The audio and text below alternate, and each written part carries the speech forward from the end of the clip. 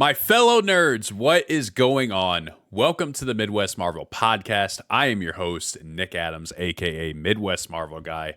So pumped for you guys to join me this week. We are going into our reaction of Secret Invasion Episode 1. I am so excited to talk about the show. I've been hyped for the show ever since they announced it. And so I'm pumped that it's finally here, that we can finally talk about it and theorize about what's to come and talk about what we've seen so far in episode 1. I'm also going to give you guys my review of The Flash. I actually just saw it tonight. I'm a little late on it. We were on vacation last week, so I did not get a chance to watch it. Finally saw it tonight, so I want to give you guys a brief overview of my thoughts of that movie. And so let's go ahead and dive right into things. Real quick, one thing I do want to mention is you guys may notice I am once again by myself. Guys, I know I keep saying this every single episode, but I promise, Zeke is still alive. Zeke is still a part of the podcast, and we still very much plan on doing podcast episodes together. Our schedules have just been nuts. He's actually moving today, so that's why he's unable to join the podcast. So very good reason why he can't be here. I'm really excited to have him back when he is able to make it back. And so just know that we miss Zeke. We wish he was here, and he is going to be coming back. And I'm so excited that we'll be able to join forces again. So don't you guys worry on that. I'm not going to be doing this solo forever. Let's go ahead and get into it then. Let's talk some news before we get into the reactions, just general news of things that have been going on in the Marvel sphere, superhero sphere in general. First and foremost, just brief detail about Across the Spider-Verse that came out this week that I thought was really cool. One of the editors of Across the Spider-Verse actually noted that there are multiple versions of this movie out in theaters right now, and there have been from the very start, like actual different versions of the movie. Now, the differences are subtle. It's not as though one has a completely different plot or outcome or anything like that. But there are some differences, some dialogue differences, and just other things that have been edited. Two different versions of the movie floating around. And it was confirmed because somebody on TikTok actually pointed this out, created a video showing the two different versions that they've seen, two different clips of the movie. And they asked about it on Twitter, and the editor retweeted and said, I actually wondered when somebody was going to finally notice this. So I don't know. I just think that that is another detail that just kind of adds to the legend of this movie, right? It's already, in my opinion, the greatest animated movie of all time. It's one of the greatest comic book movies of all time. It's one of the most impressive movies I've ever seen, period, in my opinion. And this just adds to it that a movie about the multiverse, about different variants of characters within the multiverse, would have different variants of the movie that are out. It just seems so fitting and is right on brand with what this movie is about. So really cool little detail. I just like that they did that. I've seen the movie twice. I couldn't tell you which version I watched, to be completely honest. I don't know if I noticed some differences or not. Yeah, we'll have to catch that on the third rewatch, I guess. Gives me another excuse to go back to the theater and check it out. Let's talk about The Flash really quick before we get into Secret Invasion. So like I mentioned at the beginning, I got a chance to finally see The Flash tonight.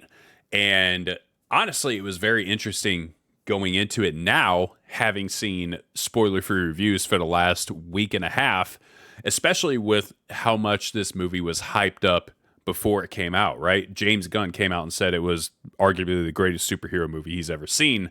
And then all of a sudden, like out of the woodwork, Tom Cruise and I think Stephen King was another person, and I can't remember who else, but multiple people came out and were like, yeah, this movie is just that impressive. It's you know, this is going to help revive cinema, or I can't remember what was said.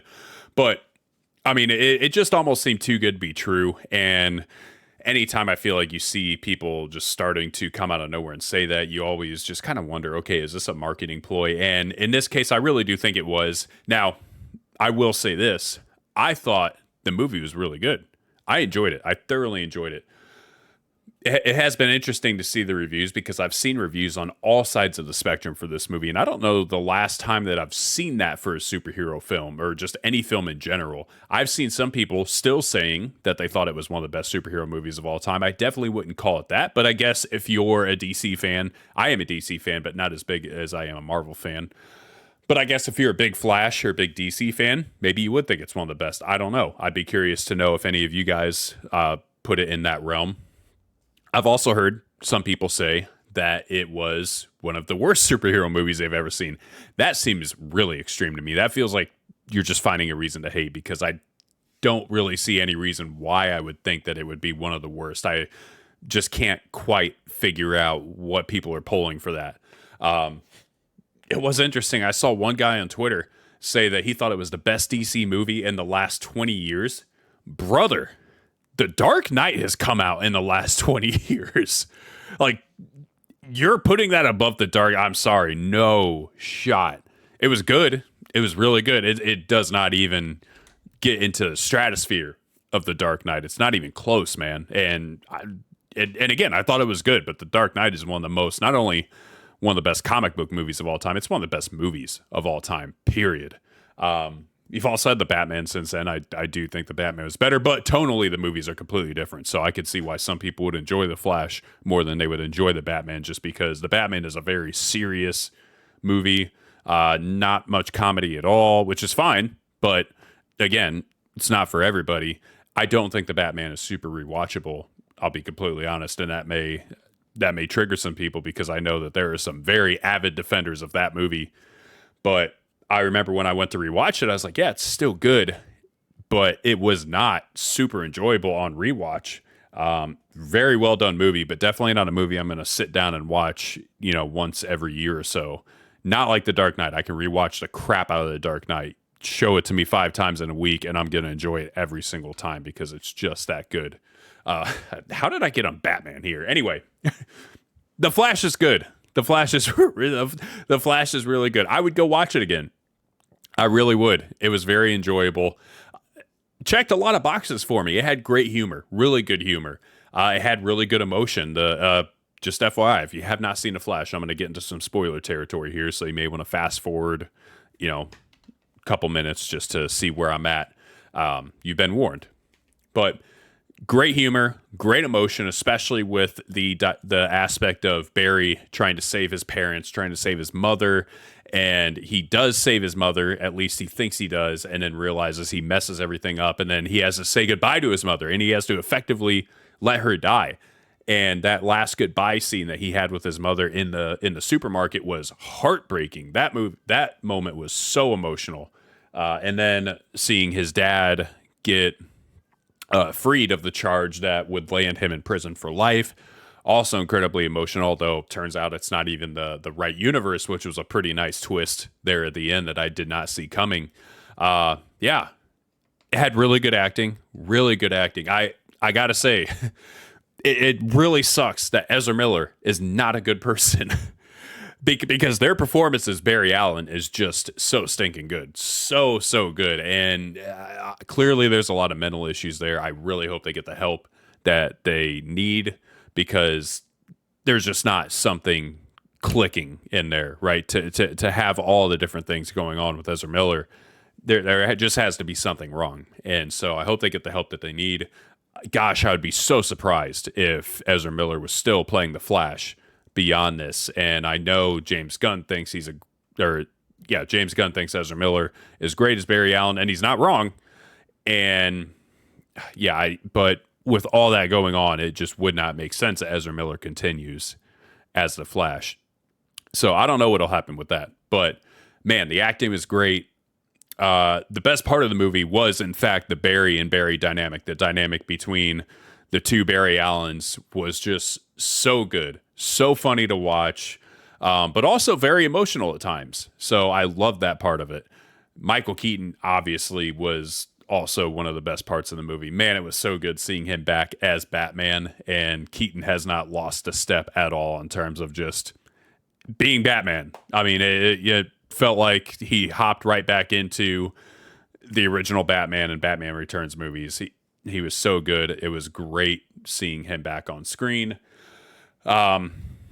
Superwoman also very, very good. I wish we got to see more of her, but man, she was about that business, dude. She was hardcore, and I really liked her character. But again, we didn't get much of her at all. So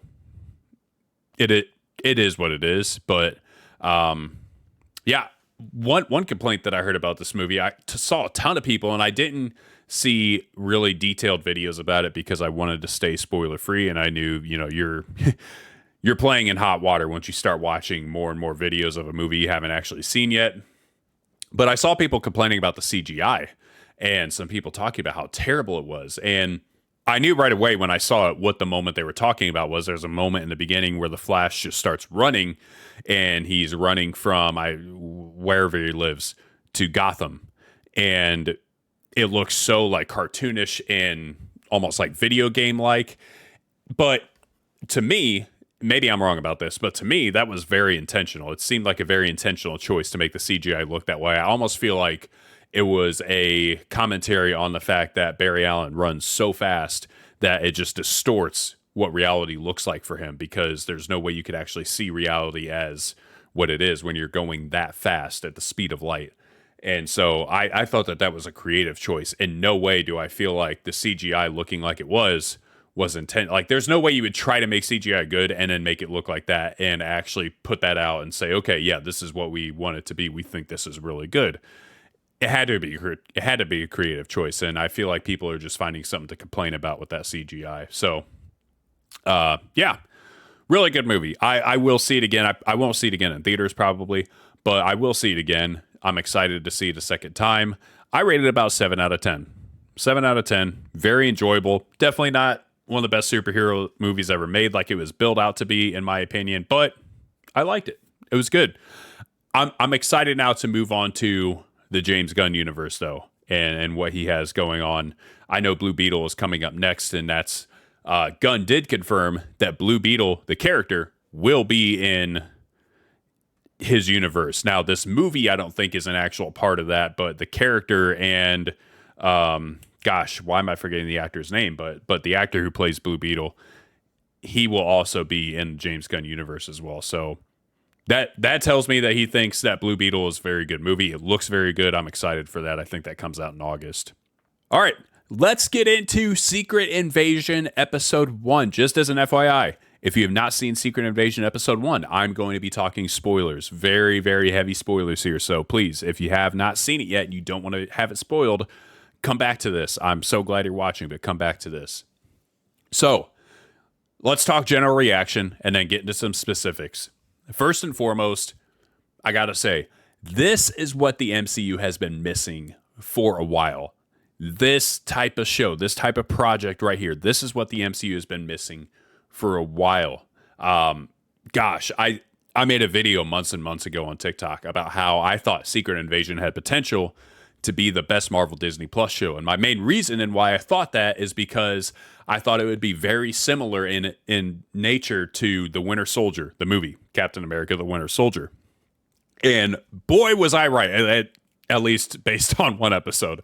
Man, was I right, because that is exactly what this is, man. The thing I love about Winter Soldier so much that, in my opinion, makes it the best MCU movie is that it just feels different. It has heavy spy thriller espionage vibes throughout the entire thing. It doesn't feel like a superhero movie as much as it just feels like a really good spy thriller, right? Like a Mission Impossible type thing, but way better. And that is exactly what I feel with Secret Invasion. Now, I'm not saying the Secret Invasion is as good as Captain America: The Winter Soldier. It has the same vibes, though. And I really think that there is a lot of potential with this show to be the best. I've heard from people who've gotten to see the first 2 episodes that were previewed, I've heard that episode 2 is far and away better than episode 1. I thought episode 1 was great. Loved it.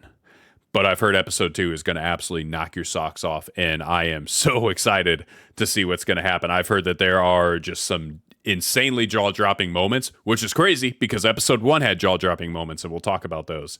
I've heard episode 2 is even more. I've heard the show in general is going to get you like that, which makes sense because the show lends itself to that. It's about not knowing who you can trust, not knowing who's really a human and who's really a Skrull. The entire, the whole thing, the whole premise is just genius. Now, I know that this show differs greatly from the comic Secret Invasion, and I've seen some people complain about that. But to me, I don't care. I don't know fully what the comic's about. I know that it involves the Avengers a lot and actual superheroes, and this obviously doesn't.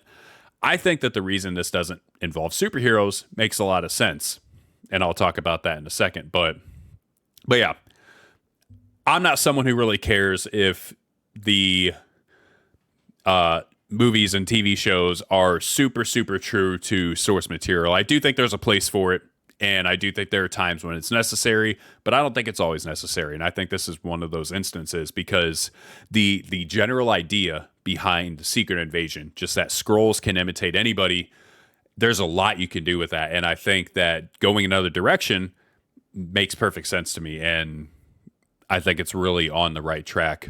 So talking about there not being any superheroes in this, at least not in the first couple episodes as much as we know, one thing that I've seen people complain about is just that this show has no superheroes. And my thought is, who the heck cares?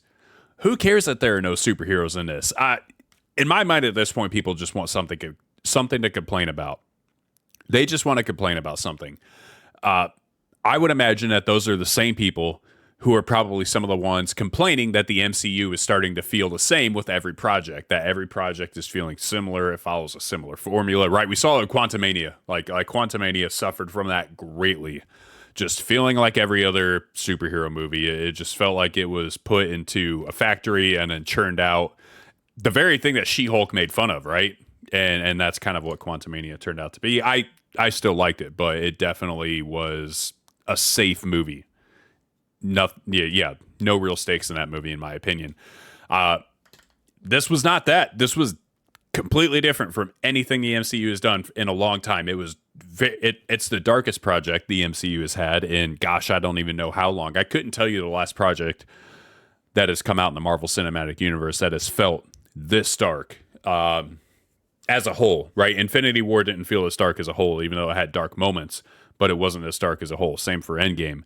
Honestly, you may have to go all the way back to The Winter Soldier, and maybe I'm forgetting something, but I feel like that's the last MCU project, maybe the only MCU project that has felt like this tonally, and I am here for it, baby. I love it. Yeah, but I have no issue whatsoever that there are no superheroes in this. Honestly, I love the fact that there are no heroes. To me, it makes the show feel so much more grounded. It makes it feel so much more just real. And I think that's a breath of fresh air because right now it seems like every project we're getting, it's the fate of the universe is on the line, and the fate of the multiverse is what it's become now, is on the line. And it's great just to have a show that's more, or a project that just feels more local. Now I know what the Skrulls want to do is take over the Earth, so obviously it's a global threat, but it doesn't feel that way right now. Right now, it's just contained to a specific area, and it just feels so much more grounded than any other Marvel projects. Most other Marvel projects we've gotten. It's one of the things I did love about Wakanda Forever is that Wakanda Forever also felt grounded in the sense that it wasn't a fate of the universe type thing. It was just Talokan versus Wakanda. So I've seen people ask the question, why would Nick Fury just not call the Avengers to come take care of the Skrull problem in Secret Invasion, right? It makes perfect sense because Earth's mightiest heroes, why would you not involve them in this situation so they could handle it rather than try to handle it yourself? You're an aging Nick Fury. You don't really have an army of anybody that's going to be able to help you, and you have all these Skrulls that are taking over. Why not just call the Avengers? And personally, I think it makes perfect sense that Nick Fury is not calling the Avengers in this show. Because could you imagine what would happen if he did? Like the catastrophic consequences that could come of him calling the Avengers into this situation?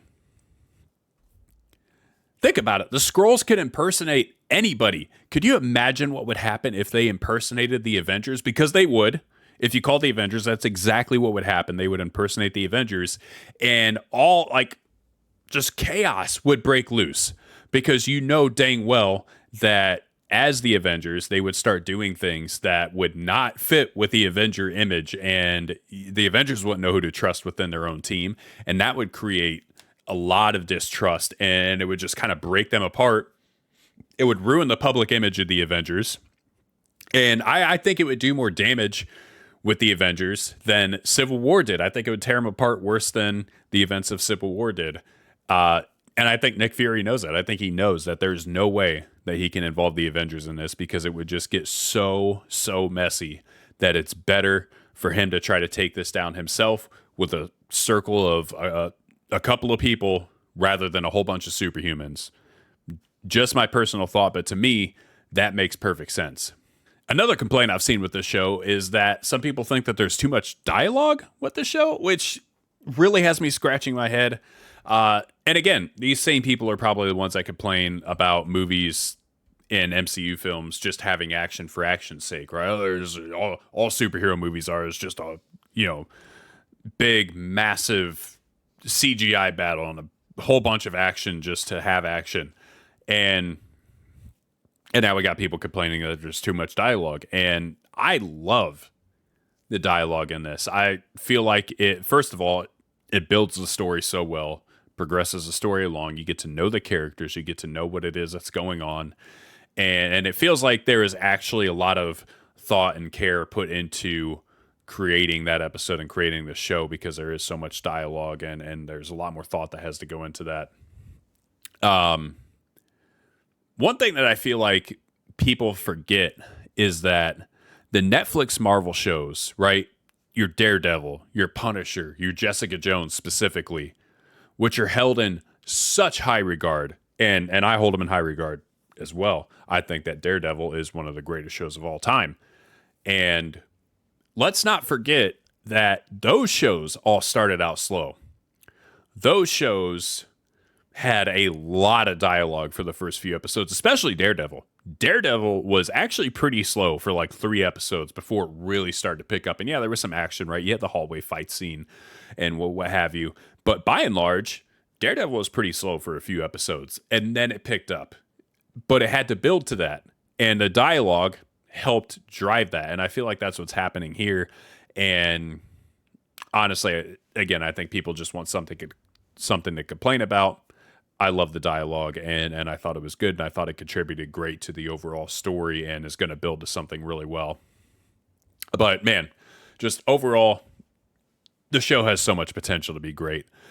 I was on the edge of my seat the entire time. You could really feel the tension of not knowing who you can trust and who you can't, and I thought that was just brilliantly conveyed, especially in the scenes with Nick Fury when he's walking out in public the one time during the beginning of the episode, when he's walking out at night and he just keeps looking at people and people are looking at him and you can't tell if they're looking at him because they're Skrulls or if, they're just eyeing him. And then at the end with the whole just chaotic scene with him, Maria Hill, and the bombing, all that stuff. That scene also just felt super heavy because you don't know who it is that's actually a Skrull, if everybody there is Skrulls. Yeah, just really well done. But speaking of who's a Skrull and who's not, let's talk about that opening scene. And then let's talk about the ending scene because I know it was theorized that Everett Ross might be a Skrull. Everybody kept saying that they thought he was going to be one of the characters that was a Skrull when they saw he was in the show. And turns out he was. But I thought the show brilliantly revealed that because at first, I didn't think he was. He got attacked, and I was like, "Oh, maybe he's not actually a Skrull," because the guy that attacks him ends up getting shot, and Everett Ross ends up going on the run, and he calls Maria Hill, and he's like, "Hey, I need an extraction point," and she sets him up with one, and then you think he's getting cornered by a bunch of Skrulls, and it turns out that he was a Skrull the entire time. Just really smart reveal. I really enjoyed that, and that was a great way to open up the show. Just super well done. My question is, how long has he been a Skrull? I haven't given much thought to the timeline and where I know Marvel released a timeline for this. I'm not sure where it falls. I haven't checked that out yet, but would be interested to know how long he's been a Skrull for, and if they actually have the real Everett Ross captive, like we saw that they have other people captive who they take over. Because if they do, man, that really throws a wrench into things. Now, Let's talk though about Maria Hill because what? Like that whole end scene was just bananas, dude. Absolutely nuts. So much happened in a span of like 30 seconds. I was losing my mind because like you see her get shot, and then I immediately think, oh, she was a Skrull. She got shot because she was a Skrull, and you see that Nick Fury shot her, and I'm thinking, yeah, he knew something was up. She must have slipped up somewhere and revealed that she wasn't who she said she was. And then you see both Nick Furies, and you realize that Nick Fury's the one being impersonated, and he shot her. Oh my gosh. And then you realize that she's not a Skrull because she doesn't end up transforming back. She stays human because it's actually her. And then the episode ends like, what? Dude, just absolutely insane. Couple things to think about here. So, Colby Smulders, the actress for Maria Hill, she is not yet on the confirmed cast list for the Marvels, which is coming up in November. Nick Fury's in that. Samuel Jackson is Nick Fury's in that, but she's not confirmed. So she could be in it, but right now I don't think there's any official confirmation that she is. So that could be a sign pointing to the fact that she is actually done. Also, Colby Smulders and Martin Freeman are both listed as special guests in the end credits for episode 1, which really makes me think that they're not coming back in the show. I kind of surprised. I would have thought that there would be more Martin Freeman, but it really seems like it could just be one episode for him. Maybe they'll show up at another point, but if you're listed as a special guest, I can't imagine that you're a regular on the show. So that to me also makes me think that Maria Hill might actually be dead. And then the final nail in the coffin, which might not actually be a nail altogether, is that in an interview this week, Smulders said that she is done in the MCU. Her character is actually dead. Now, you have to take all that with a grain of salt because you know that nobody from Marvel can actually spoil what it is that's going on, but it does make you wonder. I personally think she's dead. I know a lot of people don't want her to be, and I like her character too, but really, I mean, again, it really adds to the feeling that there are real stakes in this show and there's real grittiness. I love that Disney didn't tie just like a really pretty, neat little bow on the end of episode 1 because they could have, and they do, and a lot of other shows and a lot of movies where it seems like everything's in trouble and all of a sudden, oh, the day is saved. And that didn't happen at all here. Everything blew up. Maria Hill died, and we're left not knowing what the heck is happening. And I love the fact that that's the note that the episode ended on, and I'm really excited to see what happens in episode 2 because of that. A couple other things I loved about the episode. Loved Emilia Clarke's character, Gia. I think that's how you pronounce her name. Can't wait to see her character evolve as she plays the spy role, if in fact that's what's happening. The question has to be asked, did she actually set Talos and Nick Fury up? Because it seems as though she came to them and decided like, hey, I want to help you guys. I don't want to be a part of this anymore. That very well could have just been a ploy. And it definitely seems like something fishy was going on because, yeah, she marked the bags that supposedly had the bombs in them, but then we know that they were decoy bags. So then the question is, okay, did she know that they were going to be decoy bags, or did the Skrulls anticipate that somebody was going to rat them out? And so to be extra careful, they even fooled her into thinking that they were going to be real bags when in actuality they weren't. I don't know, but I think we're going to find out next episode, hopefully. Also loved Ben Mendelsohn's Talos. Really glad that he's back. I love him as an actor in general, and I felt like Talos and Nick Fury, their dynamic was great, and so I'm excited that that's going to continue on throughout the entirety of the show. The villain, Gravik, really intriguing. Really, really intriguing. I know nothing of this character. I couldn't even tell you if that character is a character in the comics. I have absolutely no idea. All I know is they give him a really good backstory. I feel like the Skrulls have very good motivations starting out, and they explain it so well and so quickly. I didn't know that we would find out this early on in the show why the Skrulls have suddenly flipped on the people of Earth and on Nick Fury and Talos, and we find it out, and I feel like it's explained really well in episode 1. And I love Gravik as the villain. I thought he did very well. I'm excited to see more of him. I'm also excited that we got to see the villain, like what was happening behind the scenes on the villain side, because I feel like the Disney Plus shows don't really do that often. Trying to think, like WandaVision, you don't even know who the villain is until the end. Loki, same thing, which it kind of worked in that series, but again, you still don't know. Falcon and the Winter Soldier, I guess you do see a little bit of what's happening with the Flag Smashers, but they just kind of sucked as villains altogether. But yeah, I like the fact that we get insight into what's happening with the villains, with the Skrull, or not antagonists, I guess you would say. Remains to be seen if they're actual villains yet, but definitely, I mean, I don't know. You just blew up an entire town square. Seems pretty villainous to me. All right. Let's talk about something that's gaining quite a bit of controversy with Secret Invasion, though, that I don't know was anticipated by the creators. But if you're unaware, the introduction for Secret Invasion, the whole intro, right? Opening credits, all that stuff.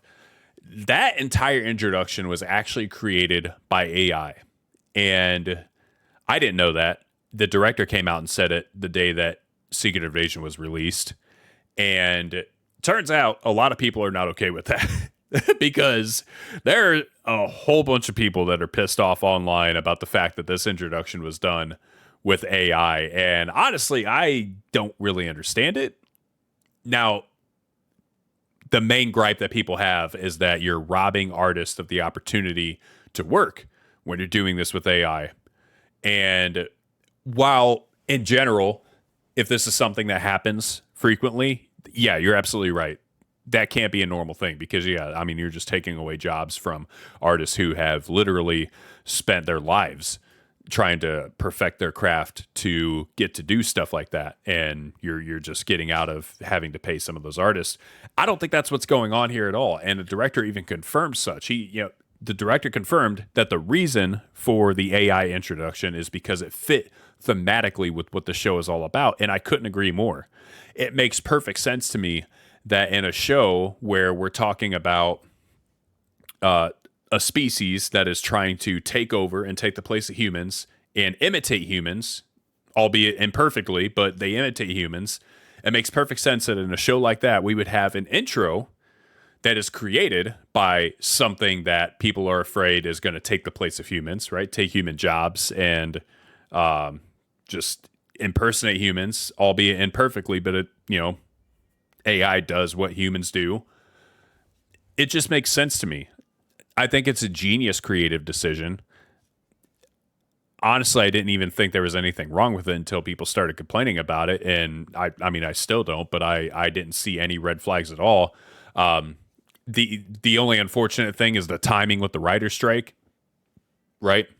Because all the writers in Hollywood right now are on strike, and there's fear that AI could be used to do their jobs for them with writing. And while I don't think that it's going to get that far, I can definitely see why there would be some concern with that, because it's pretty impressive, some of the things that AI can generate and write. But nonetheless, I really don't think that that's going to end up being a real threat.